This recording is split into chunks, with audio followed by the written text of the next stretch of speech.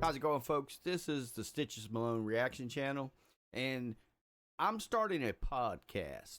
So it's going to be called the Stitches Malone podcast, and what it is going to be pertaining to is independent music news, looking at new artists, just stuff to help support the independent music.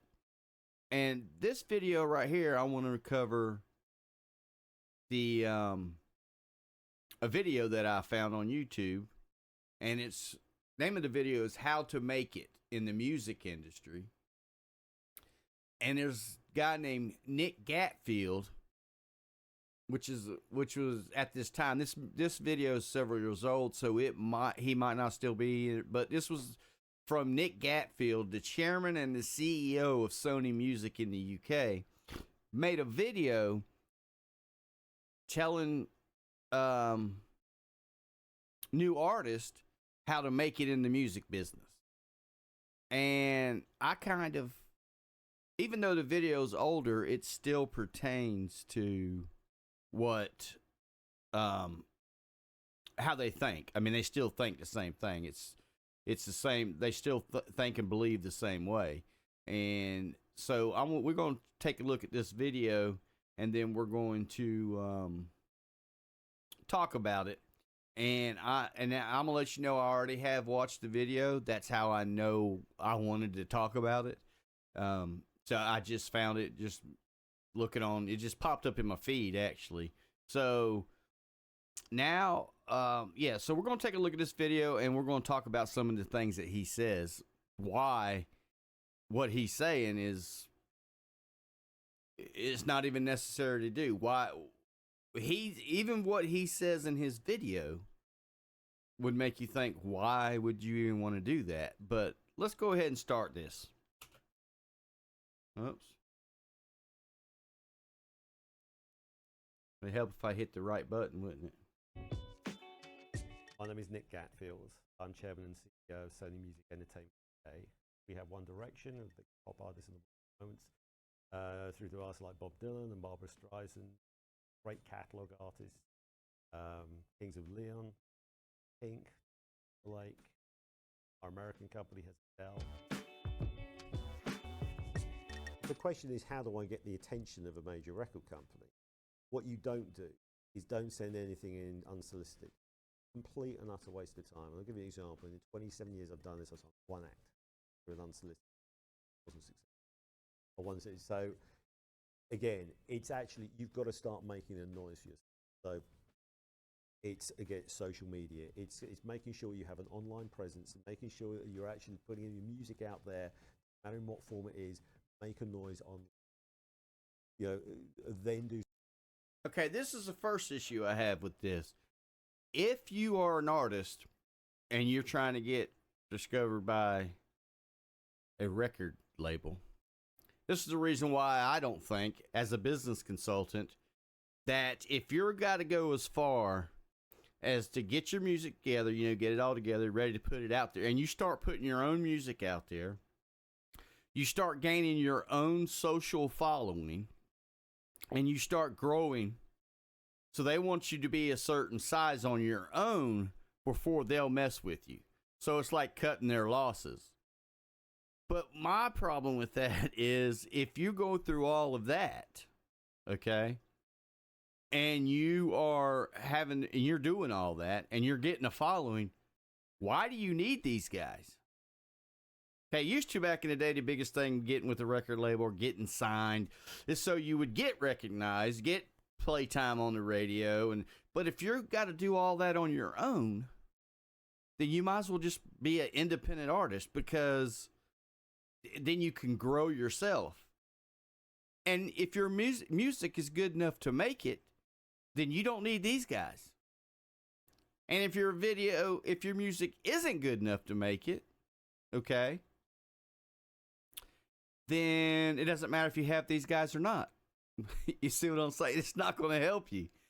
What they want to see is you grow to a certain, how fast you grow, how much you grow to, so they can figure out how much money they think they can make off of you before they're willing to talk to you. That's why no sense in sending them anything, because they're not going to look at it. They probably trash it because they want to pick and choose who they think they can make the most money off of in the shortest amount of time. You know, they don't care about no long career. And it's all about them. They're actually cutting out a lot of expense that they used to have before social media, because they used to have to do all that. Okay, let's continue. Do some offline activity. So I won't sign an act now unless I can see there's some sort of online presence. That's not what someone's doing our job for us, because if you haven't got the wherewithal to actually build an, probably haven't got the drive to be actually make it as a successful recording artist. So that's key to me. So, you know, anybody just sends me a random piece of music on an email with no thought attached to it. Same process as someone who applies for a job with no thought attached to it. I'm not interested. You know, I'll give you an example. We probably get around between 3,000 and 5,000 submissions a year across Sony. We may sign 20. So it's incredibly tough. The only artist that I'm interested in, it doesn't matter what sort of music you're making. You've got to make music which comes from you and it comes inside you. And either it's going to be commercially viable or it's not. But you know, any artist who comes to me and says, I can do loads of things, what do you want me to do? Not interested. I'm interested in artists who've got a single-minded vision. You know, it's much more about, I follow the artist's creativity and we provide a support service around that, as opposed to we're inflicting our creative whims on it. Occasionally that happens because there's certain artists where there's certain parts of the market you can do that. But great long-term artists are, you follow a vision and it's their vision. So be single-minded, be absolutely focused on what you want to do. Try and make something which is unique as well. I'm not interested in artists who come in and say, I'll sound a little bit like Muse. You know.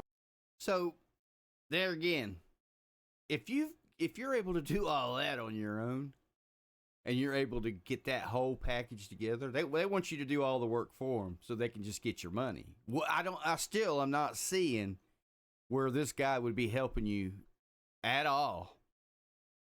It's just, I mean, it doesn't make good business sense for you to do all that work and get all that following, because if you're that unique, you know what I'm saying? And if you get that great of a following, you're going to blow up with or without them. Probably better on your own. Then you're going to have control. You're not going to have this guy telling you when he don't like something, because trust me, he tells you he wants you to be unique. He tells you wants you to be driven. He tells you that until you sign that contract, and then they start changing you. And most people probably don't. You know, young people looking at that big dollar bill they're going to give them and, you know, make them famous. They're not reading all that stuff. I'm sure somewhere in there, when it comes down to it, they have complete control over it, all that. And if it's something they don't like, you won't be doing it. I can guarantee you that. Well, Muse is great. You know, I don't want someone who sounds a little bit like them.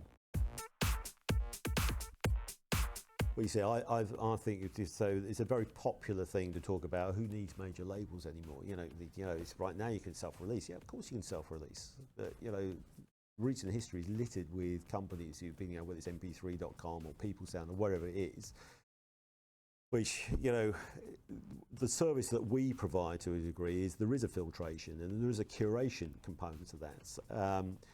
So, you know, how do you get noticed first? Coming in here, and that is by creating a digital profile for yourself, getting out there and being an artist. You know, you don't have to be spoon-fed by a major record label. Once you get signed there, and that's hard enough. You know, I always say to an artist, you know, if you get signed, you haven't made it. You've now got a chance. It used to be a very simple business. You know, the artist used to go into the studio, you made a record, we owned the factories, we owned the trucks, we took it to record stores and we serviced the radio, and you go, hope and pray it works. Now you've got to do all the groundwork before you even begin to go to what I call mass media. So, and the great thing is you can find out very early on, you know, is this resonating? We put music to market very early on and start to build that community, and you start to communicate with your audience to the point where mass media then starts pulling from you. They want to hear it, and that's really how you make it, frankly, these days. It's you just got to get the groundswell right. There again. if you've got to do all the work, why do you need this guy? Like Ryan Upchurch and Tom McDonald, he's trying to act like, well, you can only go so far on your own. But then once you get to that level, you need us. You need us to make you become a long-term, big-time star. And that's just simply not true. I mean, look, Ryan Upchurch and Tom McDonald, you can see what they're doing right now on the charts. And they don't have no label or have one of these guys right here trying to, tell them what to do. See, X Factor and all the talent show, but particularly X Factor, because it's been so successful and continues to be hugely successful, actually is an incredibly viable channel to market for a lot of artists. Because, I take One Direction as an example, who were created on the show in a pure pop sense, and about as pure pop as you could possibly get. There is no media out there right now. So how do you get the attention of 13-year-old girls? TV platforms, neither, because radio's not going to embrace it. So from that point of view, it's been a phenomenally successful platform for us. It's also, if I look at last year's winner, James Arthur, James is, by any standard, a hugely competitive artist, a really, really talented artist. Okay, talking about these shows, these the Simon Cowell people and all that. You want to be a star, whatever the name of these shows are. I don't watch them, so I don't know. That's just a weeding out process for this guy right here, because that's what's going to happen. I mean, that's all that is. I don't know. I just don't know why you would. He still hasn't given me one reason why you need him. And with the high degree of credibility, I can say from artists who are coming out who are interested in working with him, but frankly wouldn't have had the means to get the attention of a major record company. I mean, flat broke, living in a bedsit, playing guitar, trying to get someone to pay attention to him. For that purpose, that show, for him, that show absolutely delivered and served a purpose, because you couldn't deny his talent when he was put in front of that platform. So what is having being put in front of that platform for people on TV to see him, so they, and then just because you're on that show, you can't deny the person's talent? Why can't that person just start them a YouTube channel, and if they're good, they'll blow up? Ask Tom McDonald and Ryan Upchurch. Okay, let's continue. Well, in the music industry, sadly, you deal with more with failure than you do with success. Because, there is I always look at it, yes, it is like betting on horses in the A&R process. And I'll say that, we may be experienced pundits, but you still can't predict the jockey falling at the first fence. You have to be smarter about, expect failure, frankly, and not market for failure, but keep your expectations completely realistic for the project. Because I think the hardest thing to do for an artist right now is to build a career for them. You can have a hit, doesn't mean you've got a career there. So my view now is with artists is be smart about your expectations. If your aspirations are, don't think you're going to hit it out of the park every time. That's my view. And be smart. Well, look at, let me see, Ryan Upchurch and Tom McDonald. When you say, oh, you're not going to hit it out of the park every time. I don't know. I think they pretty much hit it out of the park every time. Look at your artist over there on the iTunes and stuff, or Spotify. Check that out. Look at the charts. Let me know about the amount of investment you're putting around that, and have that relationship with the artist where you go, look, you know what, well, this is a journey together. We're in a partnership. We both want the same thing. We're making an investment in you because we believe you're talented, but there are so many things that need to happen for it to connect. And you know what? I would say, sadly, more often than not, they don't. We didn't really recognise this at the time, but I tell you what, there was a first indicator. They went to work, so we signed them. They went to work with some Swedish writer producers. And I remember the Swedish company called me and went, there are 200 kids outside the studio. And they haven't put a record out. I mean, like, no idea what was going on. It was like mayhem. So you see what he's saying there.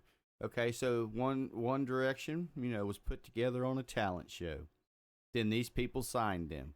Then they had to put them in contact with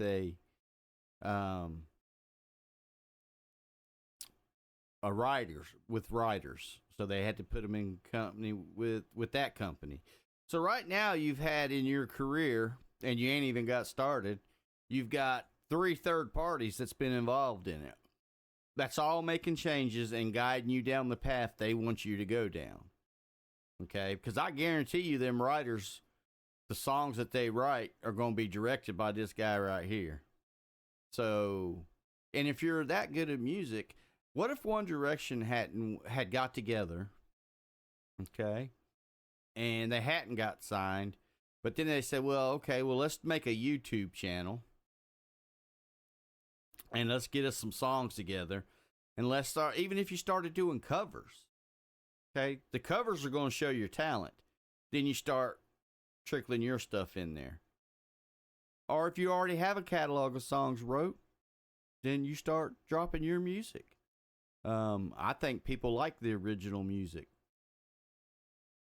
I mean, it's just, I'm still not seeing where it makes any kind of smart business sense nowadays to have this guy involved. In Stockholm. And it's like something weird's going on here. And you'd see the same thing happen. You see pockets of interest developing in Italy, in sort of random markets. And what we really realised, actually, there's a consumption of X Factor online by a younger audience of UK X Factor online who have already embracing the band and got incredibly excited. So we chased that. There's a little fire developing, and we just, added fuel to that fire and took that same kind of, I have to say a lot of credit. So now what he's trying to tell you is that with him, you will be exposed to people that will potentially buy your music that wouldn't otherwise have exposure to you. Well, isn't that what YouTube does? And you don't need this guy to do that. I mean, you can do that for free. I mean, I just don't, it's so easy. People say, well, I can't shoot videos. I'm not a videographer. Okay. Well, when you get ready to shoot yourself, shoot your little video or record yourself, you can do that with your phone. That doesn't have to be. The sound is what's going to be more important then. And even if you want to start making videos, Ryan Upchurch, he's hit it out of the park on his videos since he started making music videos, and he ain't got this guy involved. Nor does Tom McDonald have this guy involved. I would put Nova up against all their fancy video producers. Still not seeing anything where I need you, guy. Goes to the Psycho team about delivering the digital plan, because it's very much about, okay, we can see an opportunity here now, so we're going to actually evangelize these people. So the early adopters, find your evangelists, tell them to go out and build the community. We created a competition called Bring 1D to Me on a global level, which is, if you can get enough people supporting and shouting about it, and we want the band, we will send One Direction into your market. And this thing became, it was a virus. You just see it just spread out. And then the exciting thing, you saw it happen in America, exactly the same thing. And the thing which I found fascinating about social media and the way our business has changed, we were very much used to be, we signed local talent and we marketed it locally, and then it would get a shot to go internationally. And what obviously digital has meant and social media has meant is, we largely signed locally based artists, but we market globally from day one now. And that's changed, and that's the exciting thing about the business. Yeah. So I'm still really not seeing where you need this guy. I mean, maybe I'm missing something here, but I just cannot for the life of me believe, wow, that went dark, didn't it? I cannot for the life of me see where you need this guy. I mean, you know, you go to shoot him, they're like, well, he can produce these quality music videos. Well, I mean, look, you can find somebody, you can find a videographer in school that's in its second year that has enough experience to shoot these. I know people that don't even ever even went to video school, and you can shoot the video that you need to shoot. And then as you grow and you get the money, and that's another thing with this guy. Everything from the time you start with him until you start making money, he's charging you for. You got a bill.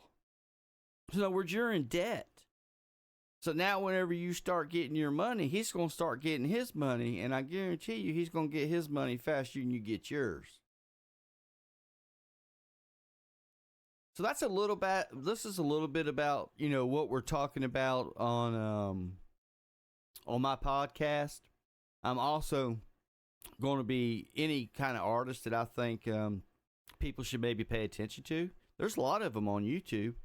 And I've already contacted a couple of them on things business wise that I was just giving them advice, free advice. You know, you can take it or you don't have to take it. I'm not saying I know everything, but I am saying when it comes to business, okay, I have been in business, I've owned businesses, I've managed businesses, and I consult businesses, business people on their own business. So all this is a business once you take away the music. And it's just like any other business. You still need to run it that way. Okay? So bottom line is if you're a good artist, you work hard, you're dedicated to it, you're going to make money faster and not have to give it out to as many people, okay, than you are with this guy. Because all the same people, as far as any kind of mixing engineer, any kind of videographer, you're going to have to pay them either way. And I guarantee you, but you'll have control over it. You're not going to have these people saying, "Oh, we got to do it like this. It's got to be done." Because I don't believe artists when they are not being able to be free are living up to their potential. So until the next time, this is the Stitches Malone podcast. Subscribe. Click the notification bell. Click the thumbs up if you like it. Click the thumbs down if you don't. You know, but like I say, watch the next one. You might like it if you didn't like this one. So until the next time, this has been the Stitches Malone podcast.